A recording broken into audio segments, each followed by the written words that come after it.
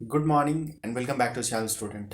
तो आज हम लोग करने वाले हैं क्लास 10th का हिंदी, जो आपका एक पद है। बहुत अच्छा कवि सूरदास के द्वारा लिखा गया एक पद है, उसको हम लोग करेंगे। ठीक है। थोड़ा सा डिफिकल्ट है ये, बट इतना भी नहीं कि हम लोग ना कर सकें। बाकी इजली वे में मैं आपको इसमें हर तरह से जो भी आपका सबसे पहले कवि परिचय है, उसके बाद हर एक पद का भावार्थ बताऊंगा। एक कंप्लीट हैंड रिटन नोट्स है, और जिनको ये नोट्स चाहिए वो प्लीज़ कमेंट कर देंगे। मैं टेलीग्राम चैनल का लिंक दे दूंगा, और वैसे भी आप डिस्क्रिप्शन में मेरे टेलीग्राम चैनल का लिंक देख सकते हैं, आप उसमें जुड़ जाइए। और जितना भी पीडीएफ है क्लास 10th का वो आप ले सकते हैं। Hindi, English, math, science, SST, ये ऑलमोस्ट सारा सब्जेक्ट मैं पढ़ा रहा हूँ क्लास 10th का। तो आप ज्वाइन हो जाइए टेलीग्राम चैनल में, तो आपको उससे जितना है, मतलब जो भी आप लोगों को पीडीएफ फॉर्मेट पे आप लोगों को नोट्स मिल जाएगा। ठीक है, तो टेलीग्राम पे ज्वाइन हो जाइए। साथ ही अभी मैंने एक न्यू वीडियो बनाया है, इसमें आप लोग का सिलेबस घटा है, एनसीईआरटी में क्या पढ़ना है क्या नहीं पढ़ना है इस बार 2023 के सेशन में, उससे रिलेटेड एक वीडियो बनाया हूँ, तो उसको भी आप जा करके ज़रूर देख लीजिए। ठीक है, तब आप लोगों को एक आइडिया हो जाएगा। नहीं तो इस तरह पढ़ते रहिए तो मामला गड़बड़ा जाएगा। तो बाकी छोड़िए, हम लोग स्टार्ट करते हैं इस बुक को। तो हम लोगों को पढ़ना है सूरदास का पद। तो सबसे पहले हम लोग कवि परिचय पे आएंगे। ठीक है, कवि परिचय कब है, क्या क्या है। तो देखिए, कवि परिचय में सूरदास का जन्म सन 1478 में माना जाता है। ठीक है। एक मान्यता के अनुसार उनका जन्म मथुरा के निकट रुणकता या रेणुका क्षेत्र में हुआ, जबकि दूसरी मान्यता के अनुसार उनका जन्म स्थान दिल्ली के सीही माना जाता है। ठीक है, सही माना जाता है। महाप्रभु वल्लभाचार्य के शिष्य सूरदास अष्टछाप के कवियों में सर्वाधिक प्रसिद्ध हैं। तो एक चीज याद रखिएगा कि सूरदास जो हैं वो अष्टछाप कवि हैं। उसके बाद सन 1583 में पासौली में उनका निधन हुआ। ठीक है। और उसके बाद उनके तीन ग्रंथ हैं, सुरसागर, साहित्य लहरी और सुर सरावली। में सुर सागर ही सर्वाधिक लोकप्रिय हुआ। ठीक है, सुर सागर बहुत ही फेमस रहा है तो ऐसे बहुत सारा सुर सागर, साहित्य लहरी और सुर सरावली। ठीक है। उसके बाद इनके कविता में खेती और पशुपालन वाले भारतीय समाज और दैनिक अंतरंग चित्र और मनुष्य की स्वाभाविक वृत्तियों का चित्रण मिलता है। ठीक है। उसके बाद सुर, वात्सल्य और श्रृंगार के श्रेष्ठ कवि माने जाते हैं। तो ये श्रृंगार जो है, अलंकार, श्रृंगार, ये सब का बहुत अच्छा प्रॉपर यूज करते हैं। उसके बाद हाँ, सूर्य ने मानव प्रेम की गौरव गाथा के माध्यम से सामान्य मनुष्यों को हीनता बोध से मुक्त किया, उनमें जीने की ललक पैदा की। ठीक है, तो ये आपका यहाँ तक जो है वो हो गया कवि के बारे में। कवि परिचय हो गया एक शॉर्ट टाइप में। तो किसी भी कविता को आप लोग पढ़िएगा तो कवि परिचय जरूर पढ़िए, कविता के बारे मतलब कवि के बारे में जरूर पढ़िए। फिर उसके बाद उनकी कविता में ब्रज भाषा का निखरा हुआ रूप है। यह सूर सागर के से चार पद लिए गए हैं। ठीक है, यहाँ जो है इसका पद में सूर सागर के चार पद लिए गए हैं, उसी को पढ़ना है। और ये जो है मतलब ब्रज भाषा का निखरा हुआ रूप, दैट मीन्स कि ये ब्रज भाषा का प्रयोग करते हैं। ठीक है। उसके बाद हम लोग आ जाते हैं पद में, एक एक करके पद को भी हम लोग पढ़ेंगे और पद के भावार्थ को भी पढ़ेंगे। उससे पहले वीडियो को अब तक लाइक नहीं किया है तो प्लीज़ वीडियो को लाइक कर दीजिए, और चैनल को सब्सक्राइब नहीं किए हैं तो सब्सक्राइब कर दीजिए। बस आपके दो उंगली का खेला है, आप चाहे तो तीन उंगली भी यूज़ कर सकते हैं। एक से सब्सक्राइब, एक से बेल आइकन प्रेस कर दीजिए, और एक से लाइक कर दीजिए। ठीक है। बाकी मैं आपको लग रहा हूँ कि ऐसे पीछे की तरफ हूँ, तो यस, एक्चुअली मेरे कमर में बहुत दर्द है और मैं बैठ नहीं पा रहा हूँ, तो आराम से बैठ करके दीवार में लटक करके बैठा हुआ हूँ। ठीक है, थोड़ा कमर में ज़्यादा ही प्रॉब्लम हो जा रहा है, बहुत ज़्यादा बैठना पड़ जा रहा है। बैठते बैठते क्या होता है आपको, छोड़िए।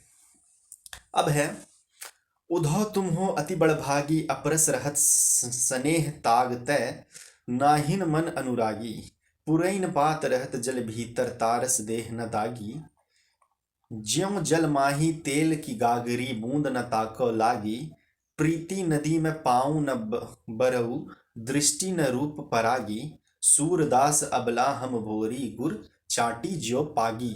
वाह, क्या अमेजिंग लाइन है, इतना है ना, इंटरेस्टिंग लाइन है ये। जो है देखिए, उद्धव को बोल रही है गोपियां कि तुम बहुत बड़भागी हो, अपरस रहत स्नेह त्यागी। चलिए हम लोग इसको अर्थ से ही समझ लेते, नहीं तो आपको इस तरह से कंफ्यूजन हो जाएगा थोड़ा सा, है ना। बाकी बहुत ही इंटरेस्टिंग लाइन है, अगर गौर से पढ़िएगा और एक एक वर्ड का मीनिंग समझ में आएगा ना तो बहुत मजा आएगा। पुरैन पात रहत जल भीतर, ता रस देह न दागी। ठीक है, पुरैन पात, पात मीन्स पत्ता होता है, तो जिस तरह से कमल का पत्ता जल के भीतर रह करके भी नहीं भीगता है, उसी तरह ये जो है आपके उद्धव को भी गोपियां कह रही है। चलिए आते हैं, तो इन पंक्तियों में गोपियां उद्धव से व्यंग करती है ना, कथ है, तो इसको थोड़ा सा सुधार लीजिएगा, करती हो जाएगा। ठीक है, व्यंग करती है थोड़ा सा। अच्छा, बाप रे इतना ऐसा नहीं चलेगा, है ना। तो ऐसे लिख दीजिएगा, क्या हो रहा है बॉस। करती आप लोग लिख ही लीजिएगा, कोई बड़ा इशू नहीं है, ठीक है, उसको आप सुधार लीजिए। करती है व्यंग, एक मिनट, इन पंक्तियों में गोपियां उद्धव से व्यंग कहती है, ठीक है, कहती है कि तुम बहुत ही भाग्यशाली हो जो कृष्ण के पास रहकर भी इनके प्रेम और स्नेह से वंचित, वंचित दैट मीन्स अछूते, ठीक है, अछूते हो। तुम कमल के उस पत्ते के समान हो जो रहता तो जल में है परंतु जल में डूबने से बचा रहता है, ठीक है, वही जो पुरैन पात रहत जल भीतर, है ना, वो वाला लाइन। जिस प्रकार तेल की गागरी को जल में भिगाने पर भी उस पर पानी की एक भी बूंद ठहर नहीं पाती, ठीक उसी प्रकार तुम श्री कृष्ण रूपी प्रेम की नदी के साथ रहते हुए भी उसमें स्नान करने की बात तो दूर, तुम तो श्री कृष्ण प्रेम की एक छींट भी नहीं पड़ी, ठीक है। यानी ये जो लाइन है, ज्यों ही जल माही तेल की गागरी बूंद न ताको लागी, ठीक है, इसके लिए है। उसके बाद आगे देखिए, तुमने कभी प्रीति रूपी नदी में पैर नहीं डुबोया, यानी प्रीति रूपी नदी में पैर नहीं डुबोया, तुम बहुत विहावान हो, विहावान हो, इसलिए कृष्ण के प्रेम में नहीं रंगे, परंतु हम भोली भाली गोपी आए हैं, ठीक है, गोपिकाएं हैं, इसलिए हम उनके प्रेम में अनुरक्त हैं। ठीक उसी प्रकार जैसे चींटी गुड़ में लिपटती है, हम उनके प्रेम में लीन हैं, ठीक है। लास्ट में जो है, जो चींटी का बात कहा है वो वही लास्ट है। सूरदास अबला हम भोरी गुड़ चींटी जो पागी, जिस तरह से चींटियां हैं जो कि पागी यानी जो चाशनी होता है, मीठा रस होता है, उसमें चींटी लग जाती है, उसी तरह सूरदास हम लोग अबला गोपियां भी कृष्ण के प्रेम में डूबे हुए हैं, ठीक है। तो ये पहला था आपका। देखिए कितना सिंपल है, जोट मोट का सबको लगता है बहुत हार्ड है, बहुत ही सिंपल है। बस लाइन को ध्यान से समझिए, दिल से समझिए। ये जितना जो है ना कविता, अगर आप दिल से समझने लगे ना तो समझिए आपको याद ही हो जाएगा कविता। देखिए, मन की मन ही मांझ रही, कहिए जाई कौन पे उधो, ना ही परत कही अवाही, आधार आस आवान की, तन मन बिथा सही, अब इन जोग संदेशनी, सुनी सुनी बिरहनी, बिरह दही चाहती छूती गुहारी, जीतही तय उत तय धार बही, सूरदास अब धीर धरी, क्यों मर्यादा ना लाही, ठीक है, ये लाइन है। अब इसका अर्थ देखिए, इन पंक्तियों में गोपियां कृष्ण के प्रति उनके प्रेम की गहराई को अभिव्यक्त करती हैं, ठीक है। इन पंक्तियों में गोपियां उद्धव से कहती है कि उनके मन की बात में मन में ही रह जाती है, ठीक है, मन की बात मन में ही रह गई है, वे कृष्ण से बहुत कुछ कहना चाहती हैं परंतु अब वे नहीं कह पाएगी। वे उद्धव को अपने अपने संदेश देने का उचित पात्र नहीं समझती है और कहती है कि उन्हें बातें सिर्फ कृष्ण से कहनी है, ठीक है। ये कह रही है कि हम उद्धव को नहीं ये चीज़ बताएंगे, हम कृष्ण को ही, श्री कृष्ण को ही डायरेक्ट बताएंगे, ठीक है, किसी और को कहकर संदेश नहीं भेज सकती। वे कहती है कि इतने समय से कृष्ण के लौट कर आने की आशा को हम आधार मानकर तन मन हर प्रकार से विरह की व्यथा सह रही थी, ये सोचकर कि वे आएंगे तो हमारे सारे दुख दूर हो जाएंगे, ठीक है।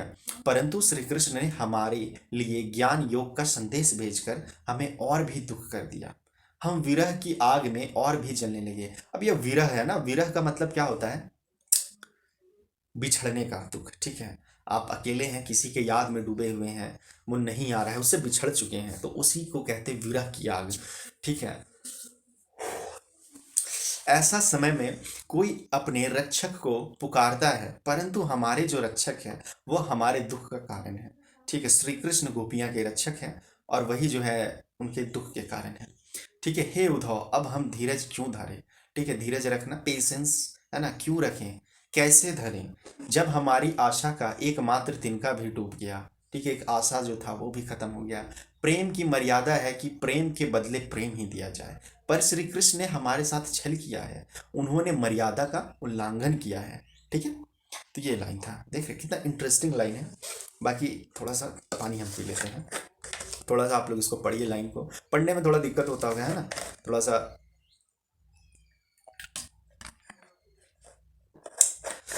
हमारे हरी हारिल की लकड़ी, हमारे हरी हारिल की लकड़ी, मन क्रम वचन नंद नंदन उर, यह दृढ़ करी पकड़ी, जागत सोवत स्वप्न दिवस नीसी, कान्हा कान्हा जाकरी, सुनत जोग लागत है ऐसो, ज्यों करुई ककरी। सूतो व्याधि हमको ल आए, देखी सुनी न करी, यह तो सुर तीन ही ले सौंपो, जिनके मन चकरी। ठीक है, अब अर्थ देखिए। इन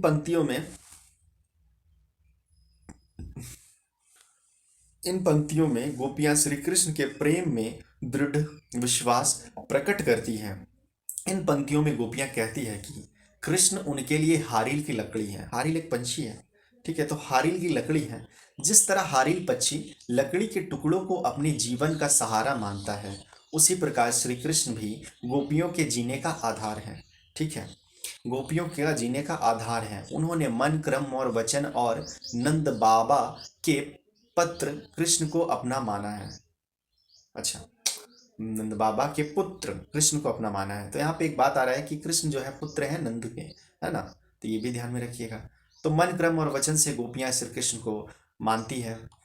ठीक है, गोपियां कहती है कि जागते हुए, सोते हुए, दिन में, रात में, स्वप्न में हमारा रोम रोम कृष्ण नाम जपता रहता है। ठीक है, कृष्ण का नाम जपता रहता है। उन्होंने उद्धव को संदेश कड़वी ककड़ी के समान लगता है। उद्धव जो आकर के संदेश दिए हैं श्री कृष्ण का, ये उन्हें एकदम ककड़ी के जैसा, कड़वी ककड़ी के जैसा लगता है। हमें कृष्ण के प्रेम का रोग लग चुका है। अब हम आपके कहने पर योग का रोग नहीं लगा सकती है। ठीक है, प्रेम का रोग लग चुका है और आप कह रहे हैं कि अब योग का रोग लगाओ, तो अब योग तो नहीं होगा, क्योंकि प्रेम का रोग लग चुका है। क्योंकि हमने तो इसके बारे में ना कभी सुना, ना देखा और ना कभी इसको भोगा ही है। आप जो यह योग संदेश लाए हैं, वो उन्हें जाकर सौंपे, जिनका मन चंचल हो चुका है। हमारा मन पहले ही कहीं और लग चुका है। ठीक है, श्री कृष्ण को बोल रहे कि उनका मन जो है चंचल है, ठीक है, भटक चुका है, और हमारा जो मन है वो श्री कृष्ण के प्रति लग चुका है। तो कृष्ण भगवान क्या कह रहे हैं, संदेश भिजवाए हैं उद्धव से कि गोपियां योग करो, साधना करो। ठीक है, योग और साधना करो। तो वही कह रही है गोपियां कि योग साधना क्या करें, हम तो आपके प्रति मतलब आपके प्रेम में डूब चुके हैं। ठीक है, तो ये योग साधना होकर आपको भूल नहीं सकते हैं, अपने मस्तिष्क को, दिमाग को कंट्रोल नहीं कर सकते, आपके प्यार में हम डूब चुके हैं। ठीक है, उसके बाद फोर्थ, हरि है राजनीति पढ़ी आए। मतलब कृष्ण भगवान राजनीति पढ़ गए हैं। आगे देखिए, समुझी बात कहत मधुकर के, समाचार सब पाए, इक अति चतुर छूते, पहले की अब गुरु ग्रंथ पढ़ाए, बढ़ी बुद्धि जानी जो उनकी, जोग संदेश पढ़ाए पठाए, हाँ पठाए, उधो भले लोग आगे के, पर हित डोलत धाये, अब अपने मन कर पाए है, चलत जू हूते चुराए, ते को अनीति करे आपुन, जे और अनीति छुड़ाए, राज धर्म तो याही, सूर जो प्रजा न जाही सताए। वाह क्या लाइन है। जब मैं 10th क्लास में था तो आप बिलीव नहीं करेंगे, ये मुझे कुछ समझ में नहीं आया था। रीज़न है, कोई वैसा पढ़ाया नहीं, या मे बी हम समझे नहीं, तो समझ में नहीं आया। बट अभी मैं इस लाइन लाइन पढ़ रहा हूँ तो बहुत इंटरेस्टिंग लग रहा है, लाइन बाय लाइन एकदम। मतलब ये जो कविता है ना, इतना अच्छा लग रहा है कि कविता में आदमी डूब गया है। चलिए अर्थ देखते हैं, हम लोग ज़्यादा गोता नहीं लगाते कविता में, नहीं तो हम लाइन से ही भटक जाएंगे। इसमें देखिए, इन पंक्तियों में गोपियाँ उद्धव को ताना मारती है कि कृष्ण ने अब राजनीति पढ़ ली है। ठीक है, पहले तो प्रेम का मतलब इसमें लिखा हुआ नहीं, मैं आपको बता रहा हूँ कि श्री कृष्ण तो पहले प्रेम सिखाएं, प्रेम करना सिखाएं, और अब चले गए और हम लोग को राजनीति कर रहे हैं हम लोगों के साथ। हम लोग बोलते हैं योग करो, है ना, योग करो, प्रेम छोड़ो, योग करो।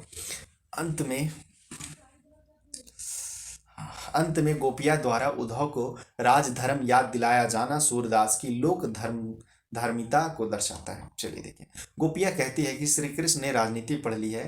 गोपियां बात करते हुए व्यंग पूर्वक कहती है कि वे तो पहले से ही बहुत चालाक थे, पर अब उन्होंने बड़े बड़े ग्रंथ पढ़ लिए हैं, जिससे उनकी बुद्धि बढ़ गई है। तभी तो हमारे बारे में सब कुछ जानते हुए भी उन्होंने हमारे पास उद्धव से योग का संदेश भेजा। मतलब गोपियां कह रही है कि कृष्ण सब जानते हैं मेरे बारे में कि बिना कृष्ण को देखे इन लोग का मन लगने वाला नहीं है। फिर भी कृष्ण क्या किए, खुद नहीं आए हैं और उद्धव को भेज दिया और योग का संदेश भेजे, जाओ तुम योग का संदेश दो उन लोगों को, कहो योग करने के लिए। उद्धव जी का इसमें कोई दोष नहीं है। ये भले लोग हैं जो दूसरों के कल्याण करने में आनंद का अनुभव करते हैं। गोपियां उद्धव से कहती है कि आप जाकर कहिएगा कि यहाँ से मथुरा जाते वक्त श्री कृष्ण हमारा मन भी अपने साथ ले गए, है ना, मन या दिल समझिए। जब श्री कृष्ण मथुरा जा रहे थे तो साथ में उन लोगों का मन को भी ले गए हैं, साथ में ले गए थे, उसे वे वापस करने, है ना। वो मेरी नींद मेरा चैन मुझे लौटा दो, है ना।